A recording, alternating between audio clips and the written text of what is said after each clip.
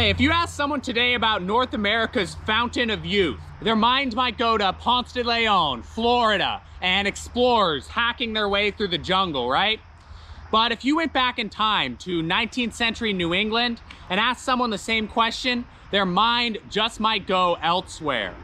To a tiny little village tucked away in the hills of Harvard, Massachusetts, to a religious sect who worshipped with so much movement and energy that they were dubbed the Shaking Quakers, and eventually just the Shakers by outsiders.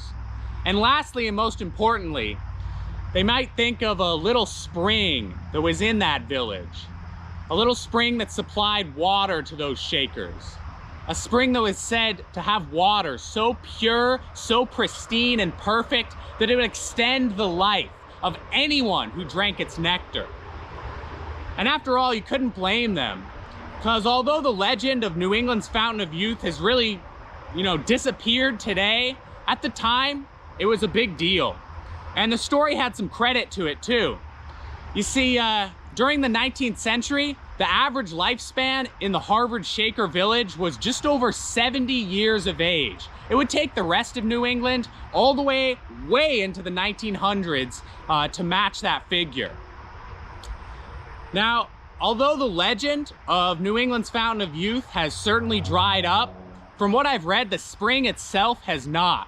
It's actually supposed to be somewhere in those woods behind me. So let's go see if we can find it. As you can see now, the little piece of public land that the spring is supposed to sit on really doesn't see much use. Like, this is the trail right here. Real overgrown.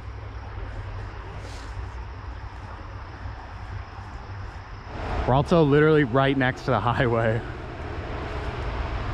Kind of crazy that this land that used to be a totally isolated little Shaker village now just has a highway just slamming right through it. Although the Shaker Spring is pretty much forgotten, like tucked away in the woods and hard to find unless you're specifically looking for it, a whole lot of the rest of the old Shaker town is actually in pretty good shape.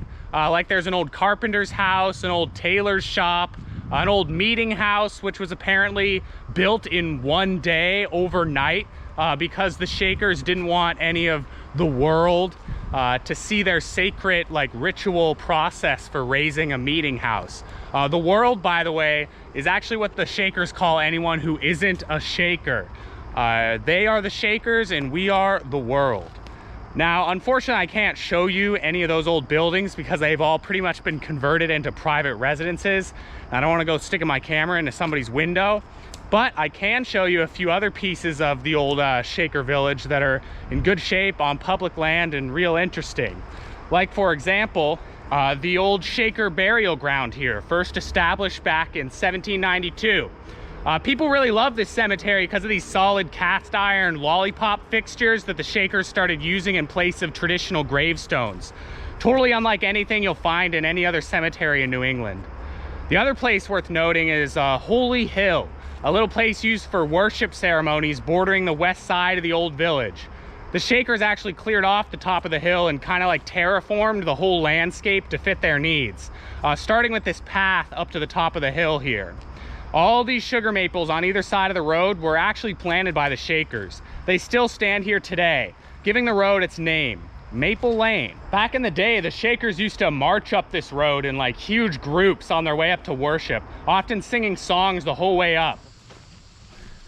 Hey, while I was researching this place, I actually found a few lines of one of the songs that the Shakers would sing as they marched up this hill. And I originally wasn't gonna put it in the video or anything like that, but now that I'm here and looking around at these trees, I just started thinking about how many times these old sugar maples must have heard the words of that song and how long it's probably been since they've last heard it. And especially if they're ever gonna hear it again, So why not give it to them one last time, See if we can instill a little tree nostalgia. I shall march through Mount Zion with my angelic band. I shall pass through the city with my fane in my hand. And around thee, O Jerusalem, my armies will encamp. Will I search my holy temple with my bright burning lamp. I also read that along the way they would throw love at each other by throwing their hands out from their chest to another Shaker. The recipient would then catch the love and pull it back to their heart. Once they got to the top of Holy Hill, they would enter this little enclosed, fenced off area here. And then inside that was a smaller little fenced in area in the center that unfortunately just isn't there anymore. They called this smaller little spot the Fountain, and it was the center of the festivities held atop Holy Hill. The head of the fountain was a slab of marble called the Fountain Stone or God's Stone, engraved with a message meant to guide the worship on the top of the hill. For the healing of the nations, who shall here seek my favor, and I shall pronounce all people who shall come to this fountain, not to step within its enclosure, nor place their hands upon this stone while they are polluted with sin. I am God the Almighty, in whose hands are judgment and mercy. And I will cause my judgments to fall upon the willful violator of my commands in my own time, according to wisdom and truth, whether in this world or eternity. For I have created all souls, and unto me they are accountable. Fear ye the Lord. The fountain and fountain stone were actually fixtures of every Shaker community across the entire United States. Every little Shaker village had both set up in some kind of isolated and sacred place to guide worship. Where Harvard's fountain stone is today, no one actually knows. According to the Shakers' guiding doctrine, when a village and associated fountain is abandoned, the stone should be removed or destroyed along with it. So when this little village was eventually disbanded, the Harvard Shaker fountain stone was ripped out of its mount and buried somewhere across the 2,000 acres of land that the settlement occupied. Nobody knows where, nobody has seen it since, and in all likelihood, nobody ever will again. The festivities up on Holy Hill often lasted for upwards of like 6 hours, including massive feasts, tons of singing, and of course the Shakers trademarked like wild dancing worship. Interestingly, these services were often led mostly by young women, which makes a lot of sense when you consider that one of the guiding principles of the Shaker theology is that Christ had already been reborn on earth after Jesus, this time as a woman in England named Mother Ann. And actually, even just beyond worship, the entire Quaker belief system was based quite a bit on gender and racial equality and pacifism too, with like a real deep commitment to like communal living.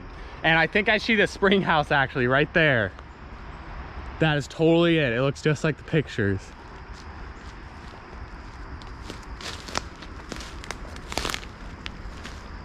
Holy cow, look at that.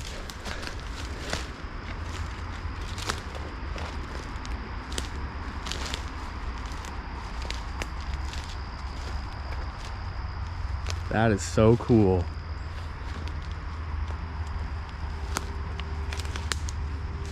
Wow.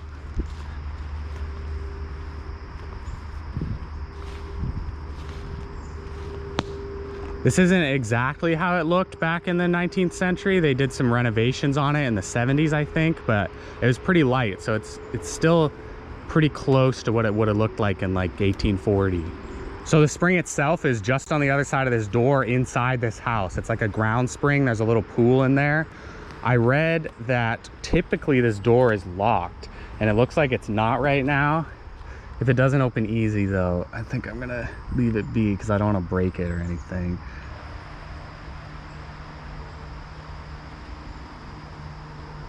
So I might be able to get that open if I really forced it, but I think I'm just gonna leave it because it's real rusty and decades old, and I don't want to be the one responsible for breaking an artifact off of its hinges.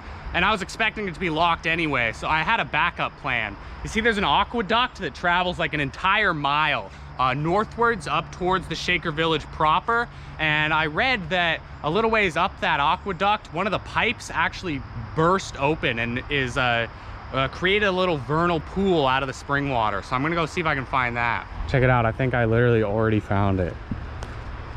You can't really see the path of the aqueduct anymore. I read that on private land a little further down north, you can see the bumps where it was. I guess you can kind of vaguely make out maybe something here. Not really though. Like I probably wouldn't think this was anything if I saw it without knowing what it was. But I do know what it is, because right here is the water of the spring. You know how I know? Look at that. That's a pipe.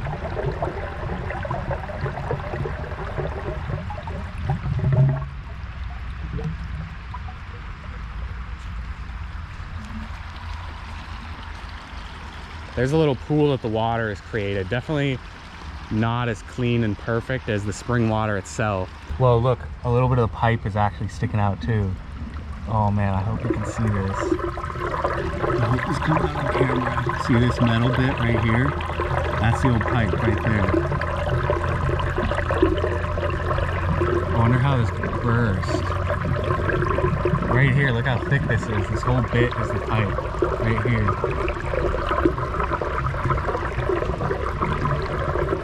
Oh man, this is so cool. Here it is, see? Thick, real thick. The whole thing blew out right here. Well, I'd say it's about time we get our sip of the Fountain of Youth, huh?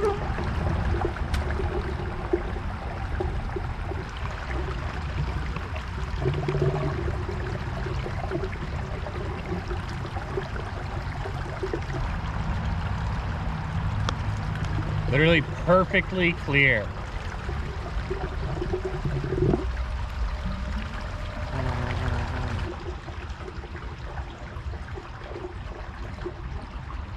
You know, although the Shakers lived a life like detached from the rest of society, they definitely were far from completely isolated.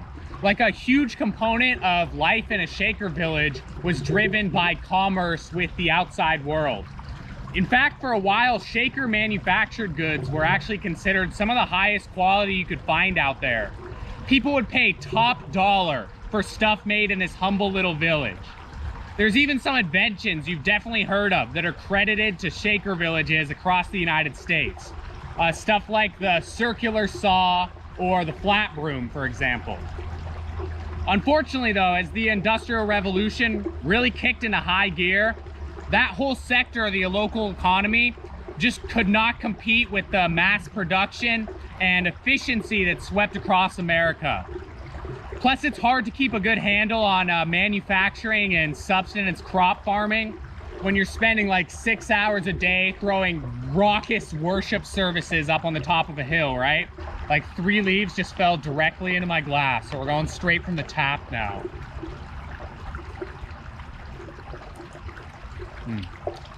Like I was saying though, unfortunately life in the Shaker village, when it comes down to it, just really was not destined to stick around forever. It's fun to imagine though, right? You live in a small community centered on equality and working together. You and your people are renowned all across the country for your ability to create beautiful artisan goods. People come from miles and miles away to purchase and appreciate what you build.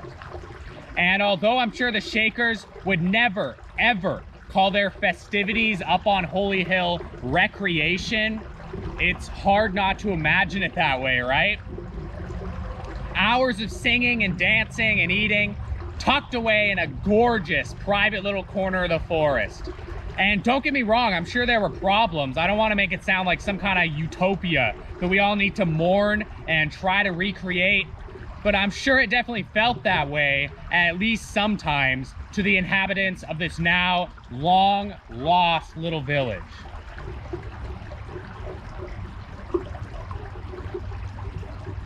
And you know, when I taste this spring, it's really not too hard to imagine that life.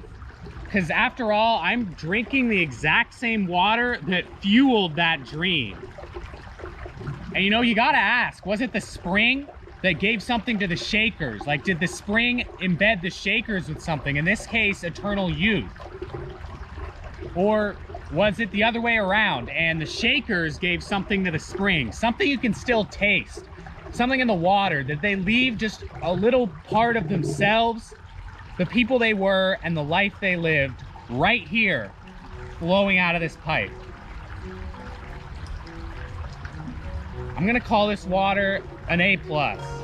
Thanks for watching. I'll see you next time.